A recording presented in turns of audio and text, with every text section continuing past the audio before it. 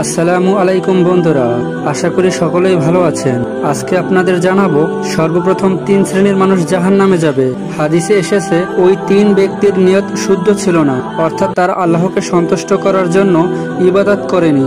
আবু হুরায়রা রাদিয়াল্লাহু হতে বর্ণিত হাদিসে রাসূলুল্লাহ সাল্লাল্লাহু আলাইহি সাল্লাম বলেছেন, কিয়ামতের দিন সবার আগে যাদের বিচারের জন্য আনা হবে তাদের মধ্যে অন্যতম হলো দানবীর, আলেম ও আল্লাহর পথে জিহাদকারী শহীদ, যারা দুনিয়াতে তাদের কর্মের জন্য খুবই উচ্চ মর্যাদার অধিকারী থাকবে, কিন্তু তাদের কাজের নিয়তের ত্রুটির কারণে তারা জাহান্নামী হিসেবে গণ্য হবে। কিয়ামতের দিন সর্বপ্রথম ওই 3 ব্যক্তিকে আল্লাহর আদালতে বিচারের জন্য আনা হবে। আল্লাহ তখন প্রথমেই শহীদকে দেখিয়ে প্রশ্ন করবেন, তুমি কি করেছো?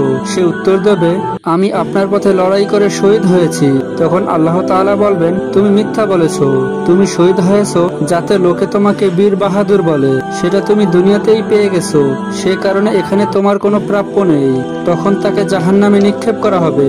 এরপর একজন দানবীরকে উপস্থিত করা হবে, তাকে দেওয়া সম্পদ দেখিয়ে আল্লাহ তাআলা বলবেন, এসব নিয়ামতের পরিপ্রেক্ষিতে তুমি কি করেছো? সে উত্তর দেবে, আমি আপনার সন্তুষ্টির উদ্দেশ্যে এই সম্পদগুলো আপনার পথে ব্যয় করেছি। তখন আল্লাহ তাআলা বলবেন, তুমি মিথ্যা বলেছো, তুমি দান করেছো যাতে লোকে তোমাকে দানবীর বলে, তুমি সেটা দুনিয়াতেই পেয়ে গেছো, সে কারণে এখানে তোমার প্রাপ্য কিছুই নেই। তাকেও জাহান্নামে নিক্ষেপ করা হবে। এবার একজন আলেমকে নিয়ে আসা হবে। আল্লাহ তাআলা আলেমকে জিজ্ঞাসা করবেন, তোমাকে আমি যে জ্ঞান দিয়েছিলাম সেটি তুমি কোন পথে ব্যয় করেছো? তখন সে বলবে, আমি আপনাকে খুশি করার জন্য সে জ্ঞান অন্য মানুষের মাঝে পৌঁছে দিয়েছি।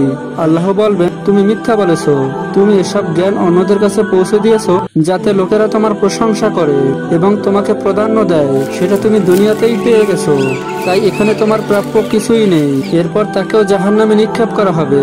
এই বর্ণনার পর রাসূলুল্লাহ সাল্লাল্লাহু আলাইহি সাল্লাম মুয়াজ রাদিয়াল্লাহু এর হাঁটুতে শক্ত করে হাত রেখে বলেন, হে মুয়াজ, এই 3 জন কিয়ামতের দিন প্রথম জাহান্নামে প্রবেশ করবে। আল্লামা ইবনে কাইয়ুম রাহমাতুল্লাহি আলাইহি বলেছেন, যে গুনাহ করে সে মানুষ, যে গুনাহ করে তার উপর অটল অবস্থানে থাকে সে শয়তান, আর যে গুনাহ থেকে তওবা করে সে হলো মুমিন। মানুষ যখন আমল করে তখন তার সামনে সবচেয়ে গুরুত্বপূর্ণ বিষয় নিয়াত বা উদ্দেশ্যের প্রশ্ন চলে আসে। সে কি আল্লাহর জন্য ইবাদত করেছে নাকি অন্য কোনো উদ্দেশ্যে করেছে? সেটি ঠিক করার পরেই ইবাদত কবুল হওয়ার ব্যাপারে আশা করা যায়।